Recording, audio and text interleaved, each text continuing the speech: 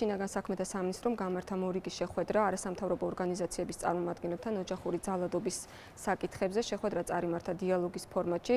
ჩვენ ვისაუბრეთ არსებულ პრობლემებზე ამ სფეროში, ასევე მოვისმინეთ არასამთავრობო ორგანიზაციების წინადადებები.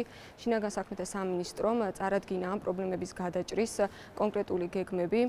ჩვენ აქტიურად გავაგრძელებთ მუშაობას აღნიშნულ საკითხებზე, ვინაიდან ოჯახური ძალადობის წინააღმდეგ ბრძოლა არის ერთ-ერთი ძირითადი მიმართულება. საქართველოში კვლავ მაღალია ოჯახში ძალადობისა და ქალთა მიმართ ძალადობის მაჩვენებელი, ხოლო პრობლემის გადაჭრაში გადამწყვეტად მნიშვნელოვანი როლი ეკისრება საქართველოს შინაგან საქმეთა სამინისტროს.